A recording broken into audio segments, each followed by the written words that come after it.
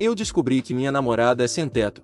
Ontem de manhã saí para caminhar pela cidade e notei uma moça que parecia familiar esperando em uma fila num abrigo para sem-teto. Olhei de novo e vi um moletom meu e então reconheci minha namorada Júlia. Fiquei bastante surpreso ao vê-la ali, mas não a abordei pois não queria constrangê-la. Para dar algum contexto, conheci a Júlia em fevereiro numa loja de donuts. Comecei a puxar assunto com ela quando vi que estávamos usando o mesmo boné do time de beisebol Dodgers. Me ofereci para pagar a bebida dela depois de um breve papo na fila e a conheci melhor quando ela perguntou se eu gostaria de sentar com ela. Enquanto terminávamos nossas bebidas, a convidei para um encontro e ela aceitou. Nos meses seguintes as coisas foram muito bem entre nós. Aprendi que ela estava trabalhando em 2 empregos, queria ir para a faculdade e era católica fervorosa, mas notei que ela nunca falava sobre sua família, exceto quando mencionou seu pai, um marinheiro que faleceu quando ela era criança. Avançando para o presente, acabei mandando uma mensagem de bom dia de dentro de uma loja próxima enquanto tentava confirmar se era mesmo ela. Como um relógio, ela pegou o celular e me disse que estava em seu apartamento, e que estava fazendo café da manhã. Foi realmente surpreendente para mim porque eu sempre a deixava em um belo prédio de apartamentos sempre que nossos encontros terminavam. Mas acho que ela fazia isso para dar a impressão de que não era sem teto. Agora, eu quero conversar com a Júlia sobre a situação dela, mas ela é um tanto introvertida para dizer o mínimo. Se ela realmente é sem teto, eu quero oferecer a Júlia para ficar na minha casa. O único problema é que eu não quero parecer que ela me deve alguma coisa.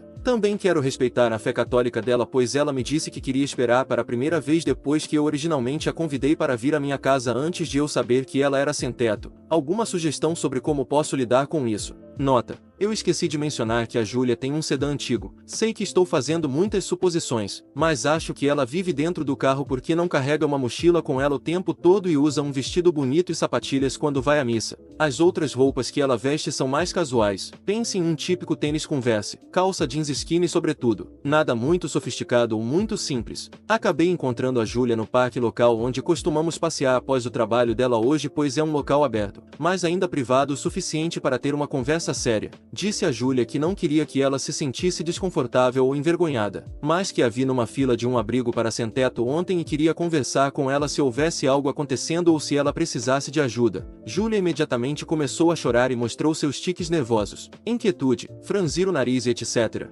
Ela começou a gaguejar em suas palavras e eu a consolei até que ela começou a se recompor. Disse a Júlia que ela não precisava sentir que tinha que esconder nada de mim e ela começou a se abrir sobre tudo. Júlia me disse que estava sem teto há mais de um ano. Ela cresceu numa família desestruturada depois que seu pai perdeu a vida no Iraque quando ela era criança em 2006. Sua mãe caiu no alcoolismo e praticamente gastou todas as economias que tinha da indenização que recebeu pela morte do marido, vivendo praticamente de salário em salário. Apesar disso, sua fé na igreja foi a única coisa real que lhe deu estabilidade e esperança para continuar com sua vida cotidiana. Aos 18 anos ela se alistou nos Marinha porque queria homenagear seu pai e escapar da vida que teve. No entanto, ela acabou sendo desligada e foi dispensada do Corpo de Fuzileiros Navais devido ao desenvolvimento de asma durante o treinamento básico. Ela acabou se mudando para nossa cidade atual na costa leste porque não queria voltar para a Califórnia onde sua mãe estava. Júlia conseguiu economizar para comprar seu carro antigo para dormir longe dos abrigos por volta de dezembro do ano passado. Júlia me contou que estava à beira do sul na época em que nos conhecemos e queria parecer que não tinha bagagem, e explicou como não queria me assustar ao admitir que era sem teto. Então ela me fez deixá-la naquele prédio de apartamentos e dividir a conta de nossos encontros para parecer que tudo estava normal. Honestamente, me senti arrasado ao ouvir a história dela. Eu tinha a sensação de que as coisas provavelmente estavam difíceis para ela, mas não imaginava que estavam tão ruins. Júlia me mostrou sua DD 214. Eu sou atualmente 1 e 5 na reserva do exército, então eu sabia que a história dela era verificável, bem como as fotos que tinha de seu passado. Disse a ela que queria ajudá-la de qualquer maneira e que estava disposto a tê-la em minha casa, com o bônus de que poderíamos ir a uma loja para comprar um conjunto de cama para transformar minha sala de estar em seu espaço já que queria respeitar os limites físicos impostos por sua fé católica. Júlia estava muito hesitante por causa de seu orgulho e não queria parecer que estava aceitando uma ajuda por pena, mas eu a tranquilizei dizendo que não era uma ajuda por pena ou com uma contrapartida. Disse a Júlia que a amava. Primeira vez que disse isso, e queria ajudá-la a se sentir segura. Ela me olhou com um tipo de incredulidade e perguntou se eu realmente falava sério, E eu falei. Júlia retribuiu dizendo que também me amava e aceitou. Quanto às condições, disse a ela para me ajudar com 30% do aluguel e colocar qualquer dinheiro que tivesse em começar aulas de verão na faculdade comunitária local e que ela poderia ficar comigo pelo tempo que quisesse se sentisse confortável com a coabitação pré-matrimonial. Um último agradecimento pelo conselho sobre tudo. Nossa conversa foi longa e tirou muito emocionalmente da Júlia. Então ela está atualmente descansando no meu sofá até acordar para que possamos pegar a cama dela na loja mais tarde. Mais uma vez, obrigado por dar conselhos, pois realmente me permitiu desabafar sobre o que estava acontecendo. Próximo relato. Sou babaca por sacrificar o animal de apoio emocional de minha filha pelo bem dela. Minha filha recentemente completou 20 anos. Ela lida com um transtorno depre, ansiedade social, anorexia, transtorno dismórfico corporal e 2 doenças autoimunes desde os 12 anos de idade. Estou muito envolvido em seu tratamento e obviamente queria que ela melhorasse. Então, quando seu terapeuta recomendou conseguir um cachorro, nós conseguimos um em seu aniversário de 16 anos chamado Juniper. Eu geralmente não gosto de animais, mas era para o bem da minha filha, eu cedi. Juni e minha filha se aproximaram e eu tenho visto uma diferença notável nela desde que conseguimos o cachorro, especialmente em sua independência e autoestima. 4 anos depois, minha filha é agora tutora em meio período, voluntária com idosos e frequenta a escola em período integral com notas excelentes. Estou muito orgulhoso de como ela evoluiu e embora eu saiba que ela ainda tem um longo caminho pela frente, Juni a ajudou e eu crédito o cachorro por isso imensamente. Mas aqui está o problema. Enquanto minha filha estava na escola, Juni saiu de casa e foi atropelada por um carro, já que moramos em frente a uma rua movimentada. Minha esposa e eu a levamos às pressas ao veterinário e fomos informados de que Juni precisaria de uma cirurgia que custaria cerca de $2.000. Eu ganho um bom salário, mas simplesmente não consigo justificar gastar tanto em um cachorro, especialmente quando pode não funcionar e Juni provavelmente ficaria aleijada. Além disso, ela estava prestes a completar 5 anos e sua raça geralmente vive apenas de 9 a 10 anos. Devido a todos esses motivos, decidi que a decisão humana e lógica seria sacrificar Juni. Neste ponto, liguei para minha filha para informá-la da situação e da solução que escolhi e ela surtou comigo. Ela tentou me dizer que tinha $700 em economias e rapidamente arranjaria um emprego para me pagar o resto. Ao que eu recusei porque não é apenas sobre o dinheiro e não quero arriscar arruinar sua saúde mental fazendo ela arranjar um emprego. Especialmente porque ela provavelmente teria que desistir de um de seus trabalhos voluntários que a ajudaram tanto. Eu expliquei isso para ela, mas ela não estava ouvindo razão. Então eu firmei o pé e disse que minha decisão era final porque o cachorro era tecnicamente meu, já que eu paguei, e então desliguei. Quando chegamos em casa, minha filha acabara de chegar e estava histérica. Eu disse a ela que ela era velha demais para agir assim e que parte de se tornar um adulto competente e independente era aceitar o que a vida lhe apresenta. Agora ela não está falando comigo. Estou começando a pensar que deveria pelo menos ter dito a ela onde estávamos para que ela pudesse se despedir. Por outro lado, Juni já cumpriu seu propósito ao ajudar minha filha e ela teve o cachorro por apenas 4 anos. Então não entendo a grande reação. Então, eu sou o babaca aqui. Próximo relato. Sou babaca por processar meus vizinhos depois que eles culparam meu cachorro por atacar o filho deles. Meus vizinhos se mudaram para o lado da minha casa há 3 meses. Temos uma cerca alta de madeira separando nossos quintais. Eu tenho um pequeno cachorro muito amigável e brincalhão. Meus vizinhos não gostam do fato de eu deixar meu cachorro passear no meu quintal, apesar do fato de que o cachorro nunca está do lado deles. Ele nem consegue chegar ao quintal deles pois há uma cerca. Mas eles simplesmente não gostam da ideia de meu cachorro se aproximar do lado da cerca porque tem alergias e a proximidade do cachorro desencadeia as alergias deles. Os vizinhos também têm um filho de 2 anos. Desde que se mudaram, sempre que me veem andando com meu cachorro sozinho ou mesmo no meu próprio quintal, eles me repreendem e tentam me dizer como devo reabrigar meu cachorro ou mantê-lo em casa o tempo todo. Se não vão fazer uma reclamação, eu sei que tecnicamente eles não podem fazer nada, mas ainda é frustrante ter que lidar com isso. Há 3 dias, enquanto os pais estavam fora com a criança foi atacada por um cachorro vira-lata, aparentemente foi levada às pressas para o hospital com grandes marcas de mordida no rosto. A criança está em condição estável agora, pelo que sei. Os pais decidiram culpar meu cachorro dizendo que meu cachorro atacou a criança. Em primeiro lugar, tenho câmeras em casa 24 horas por dia, 7 dias por semana. No dia em que o ataque aconteceu, meu cachorro ficou dentro de casa na maior parte do dia porque eu estava fora resolvendo coisas e não a deixo no quintal quando saio por questões de segurança. Há provas disso nas minhas câmeras de segurança e nos horários exatos. Eles não sabiam disso e me denunciaram à polícia dizendo que eu era responsável e meu cachorro era responsável, mas eu mostrei as filmagens aos policiais e até até tinha um álibi de que estava fora de casa no momento do ataque. A polícia descartou os pais e eu fiquei bem, mas eles tentaram me incriminar e culpar meu cachorro para que ele fosse sacrificado. Também havia alguns vizinhos testemunhas do ataque do cachorro vira-lata. Eu não consigo imaginar o quão doentes eles estão para tentar usar essa situação trágica para impulsionar algo contra mim e meu cachorro e tentar sacrificá-lo. Eu processei meus vizinhos por acusações falsas e eles estão sendo lidados legalmente agora. A razão pela qual me sinto como um idiota é que eles estão lidando com a experiência traumática de sua criança neste momento e estou adicionando ao estresse ao processá-los, mas ao mesmo tempo não queria deixar isso passar já que eles tentaram distorcer a história para me culpar. Próximo relato. Eu me sinto um traidor porque ainda sou próximo de familiares que cortaram minha irmã quando éramos crianças. Nossos pais se divorciaram quando eu era muito jovem, cerca de 2 ou 3 anos de idade. A mãe teve a custódia principal, mas passávamos muito tempo com o pai e sua família também, especialmente durante os feriados. Em algum momento quando eu tinha entre 7 e 10 anos meu pai começou a me buscar sozinho e minha irmã, que chamarei de Amanda, ficava com a nossa mãe. Não me lembro se perguntei o motivo na época. Eu era uma criança um tanto idiota e egoísta que só se importava com jogos de videogame, e eu e a Amanda não nos dávamos bem naquela idade, então não questionei. Com o tempo descobri que era porque a Amanda fez algo que irritou os adultos do lado da família do meu pai, tanto que ela foi banida das casas de todos os nossos tios e tias, e nossa avó disse ao nosso pai para cortá-la completamente. Ninguém me disse o que ela fez, mas Amanda tinha muitos problemas emocionais e de comportamento na época, então eu pensei que era uma de suas crises ou truques na escola que finalmente fizeram a família do meu pai desistir dela. A Amanda não fala com nosso pai ou qualquer pessoa da família dele há pelo menos 15 anos. E seu relacionamento com nossa mãe também nunca se recuperou do que aconteceu naquela época. Então até eu amadurecer e me esforçar para consertar nosso relacionamento, ela não tinha ninguém que demonstrasse afeto familiar. Há alguns anos comecei a notar que a Amanda fica deprimida quando sabe que vou ver a família do meu pai, especialmente durante os feriados. Então tentei fazer o papel de irmão herói e facilitar uma reconciliação, mas não deu certo. Meu pai, avó e qualquer outra pessoa da família com quem abordei sobre a Amanda disseram que não há como voltar atrás em relação às ações dela, mas quando perguntei o que era eles ficaram desconfortáveis e disseram que não era para eles me contar. Entendi que deveria perguntar a Amanda. Então fiz isso, mas ela ficou muito chateada e não quis me contar porque era humilhante demais. Finalmente desisti e perguntei à minha mãe, o que terminou mal para dizer o mínimo. Minha mãe tem muitos problemas quando se trata da Amanda e do passado. No último domingo foi Páscoa e eu fui para a casa da vovó para a tradicional ceia em família. Tentei não mencionar nada quando estou em reuniões de família para não fazer a Amanda se sentir pior, mas ela não é burra e sabe o que acontece em feriados. Decidi sair mais cedo e surpreender Amanda, mas quando cheguei em casa ouvi ela chorando na sala.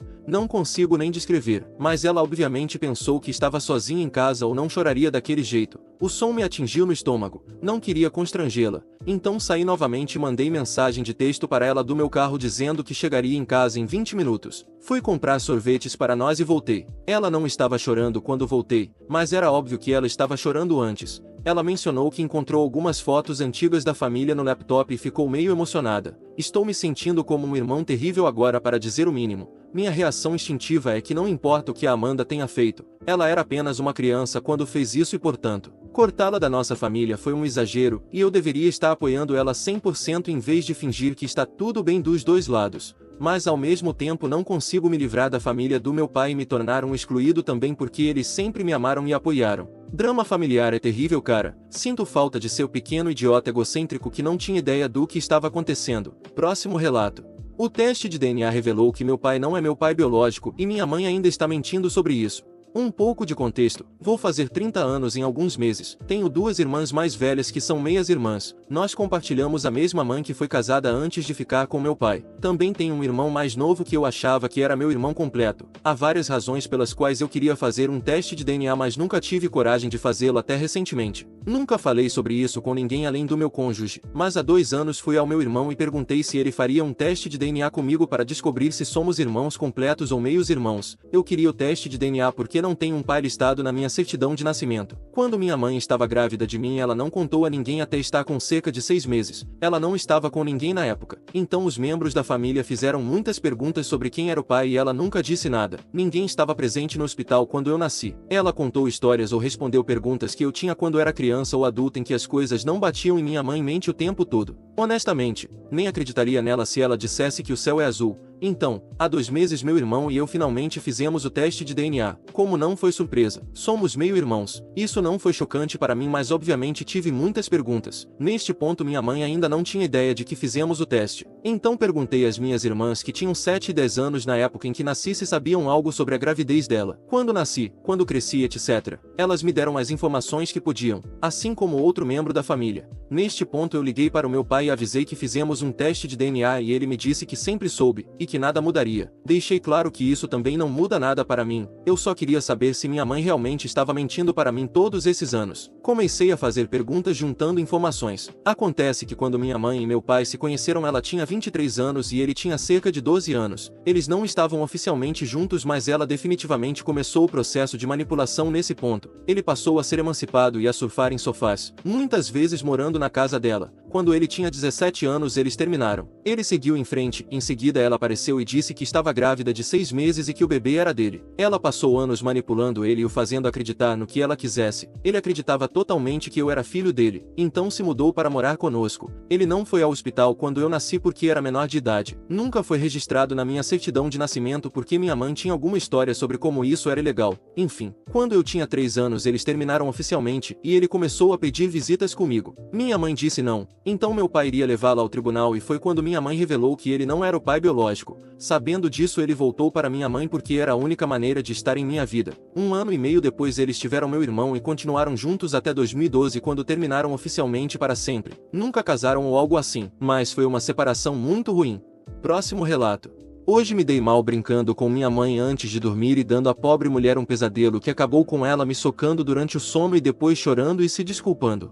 Contexto: minha mãe ficou muito chateada com a notícia que recebeu recentemente de meu tio irmão dela estar no hospital para um derrame cerebral. Ela estava irritada e não conseguia dormir desde algumas noites, então decidi dormir ao lado dela e confortá-la. Agora, antes de dormir ela estava triste e me perguntou o que eu e meu pai faríamos se ela se fosse. E eu brincando disse que poderia arranjar uma nova esposa para o pai. Ela riu disso também e logo fomos dormir. Corta para 5h15 da manhã. Ela começou a gritar durante o sono e eu tentei acordá-la e ela acidentalmente me deu um soco no estômago e acordou. Ela viu o que fez e imediatamente começou a chorar e se desculpar profundamente. Eu disse que estava tudo bem e tentei acalmá-la e dei-lhe um pouco de água e fiz ela dormir. Quando acordei de manhã ela ainda parecia muito triste. Então perguntei o que havia de errado e ela disse que teve um pesadelo dela perdendo a vida e meu pai se casando novamente e que todos estavam felizes sem ela. Eu me senti tão mal e também queria rir, mas ela parecia tão genuinamente triste que percebi que minha piada ferrou ainda mais o sono dela.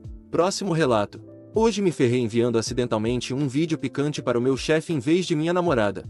Isso literalmente aconteceu há algumas horas e ainda estou morrendo de vergonha. Para contextualizar, minha namorada e eu estamos em um relacionamento à distância e às vezes gostamos de apimentar as coisas enviando vídeos mais picantes um para o outro. Hoje era um desses dias e eu tinha acabado de gravar um vídeo que considerava uma obra-prima, me sentindo orgulhoso e animado para compartilhá-lo com minha namorada. Abri rapidamente meu aplicativo de mensagens e selecionei o nome dela nas conversas recentes, ou pelo menos foi o que pensei que fiz. Na minha pressa não percebi que havia selecionado o nome do meu chefe com quem havia trocado mensagens anteriormente sobre um projeto de trabalho. Apertei em enviar sem verificar e o vídeo foi enviado. Somente alguns minutos depois quando meu chefe respondeu com uma mensagem dizendo: "Acho que você queria mandar isso para outra pessoa", que percebi meu enorme erro. Imediatamente pedi desculpas e expliquei o equívoco. E felizmente meu chefe foi compreensivo e não fez uma grande coisa disso. Mas não consigo me livrar da sensação de que nunca mais serei capaz de olhar nos olhos do meu chefe sem me sentir como um completo idiota. Próximo relato. Karen pegou o meu telefone no avião.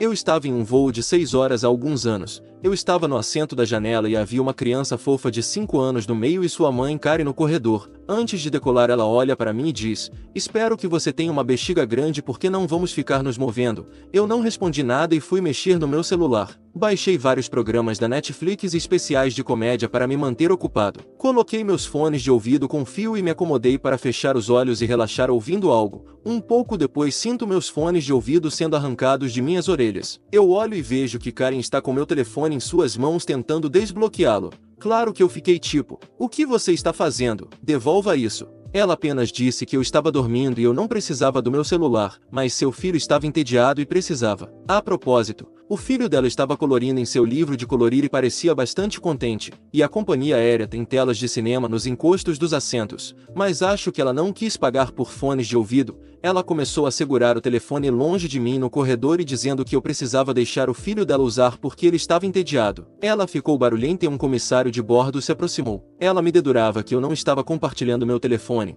Ela não parava de gritar com a atendente sobre o quão veia eu sou e como minha mãe deveria ter vergonha por criar uma idiota. Felizmente o voo não estava completamente cheio, então ela os mudou de assento. Mas a aeromoça teve que arrancar o telefone de sua garra e ameaçar que a polícia esperasse para prendê-la se ela não fosse com ela. Eles foram substituídos por uma mulher adorável que acabou de ler seu livro e me deixou com meu Netflix pelo resto do voo. Pobre garoto, ele parecia muito doce.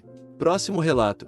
Minha vizinha Karen pede meu computador emprestado para seu filho fazer um trabalho e ele o destruiu. Então eu me vinguei. Às 7h30 da manhã no sábado, minha vizinha bateu na minha porta junto com seu filho que devia ter uns 11 anos. Os dois estavam com um sorriso daqueles falsos. Ela disse que o filho dela precisava de um computador emprestado para poder fazer um trabalho de escola. Bom, como não ia usar naquele dia pois ia sair, eu decidi emprestar o meu. Criei outro usuário sem permissão de administrador e emprestei a ele. Eles saíram. Mais tarde, quando cheguei em casa, ele disse que não havia terminado e só me entregou o notebook no outro dia. Iniciei ele para ver algumas coisas. Ele estava muito lerdo e os usuários bugados. Entrei na conta dele e ele havia baixado alguns jogos suspeitos e várias outras coisas. Tive que formatar meu notebook pois tinha um ransomware no meio e eu perdi todos os arquivos. Obviamente fui reclamar, mas minha mãe não entende nem a minha vizinha. Elas achavam que eu estava reclamando por besteira. Disse a ela que ele instalou vírus e jogos, mas ela ignorou e não aconteceu nada com o menino. Uma semana depois eles voltam na nossa casa pedindo outra vez emprestado. Eu criei outro usuário como tinha feito, só que eu programei uma tarefa para tocar o gemidão sem poder parar às 1h20 da manhã. Sabia que ele estava acordado pelos históricos do Windows. Fiquei acordado até lá para ouvir o estrago. Ouvi o áudio que programei e estava alto demais. A família inteira dele acordou. Eu coloquei uma task junto para abrir o site com X num vídeo e coloquei uma função para dar bloco no operador do mouse e do teclado. Ele tentou fechar o notebook, mas não houve tempo. A mãe dele já tinha visto. Eu ouvi cinto e chinelada e ele gritando. Prontamente a mãe dele veio em nossa casa na outra manhã devolver o computador. Curiosamente ele nunca mais pediu meu computador emprestado, mas não sei se exagerei ou fui muito mal por talvez ele não saber o que fez. Próximo relato. Meu marido começou a agir de forma estranha após o anúncio da gravidez de minha irmã. Meu marido e eu estávamos na casa dos meus pais para jantar. Tudo estava indo bem, estávamos conversando, rindo e comendo, mas assim que minha irmã se levantou e anunciou sua gravidez, percebi a princípio que meu marido ficou quieto. Não se levantou para parabenizá-la como o resto de nós e apenas continuou olhando para ela ou em sua direção. Eu perguntei repetidamente se ele estava bem e ele resmungou sobre se sentir um pouco enjoado. Isso foi estranho porque ele estava perfeitamente bem naquele dia. Literalmente momentos depois ele começou a vomitar. Ele se sentou no chão do banheiro perto do vaso sanitário apenas olhando para baixo e se recusando a me deixar ajudá-lo a lavar o rosto. Continuei perguntando se ele estava bem, mas sem resposta. Minha família estava preocupada com ele e eu tive que levá-lo para casa. Eu verifiquei sua temperatura e pressão arterial, mas tudo estava normal. Ainda é um completo silêncio da parte dele. Ele foi dormir pouco depois e no início da manhã às 5h30, acordei com o som dele chorando no chuveiro. Eu corri para perguntar se ele estava bem, mas ainda sem resposta além de me dizer que ele precisava de 1 minuto consigo mesmo. Quase perdi o controle exigindo que ele explicasse o que estava acontecendo e ele me disse que estava apenas se sentindo sobrecarregado. Ele não é do tipo que fica estressado com o trabalho ou qualquer coisa do tipo. Isso é tão estranho e fora do normal dele. Ele se vestiu e saiu, mas se recusou a falar sobre isso. Não posso deixar de sentir que essa reação foi desencadeada pelo anúncio da gravidez da minha irmã, já que tudo começou logo depois que ela fez isso. O que me faz sentir tão mal é o fato de que minha irmã uma vez deu a entender que meu marido era o tipo dela e esperava conseguir alguém como ele. Ela tem um namorado, aliás. Isso pode não ser nada, mas não consigo me livrar desse sentimento estranho sobre o que aconteceu. Fim dos relatos. Se você chegou até aqui, comente abacate. E não se esqueça de deixar um like se gostou do vídeo. E assista mais clicando no vídeo que tá aparecendo agora.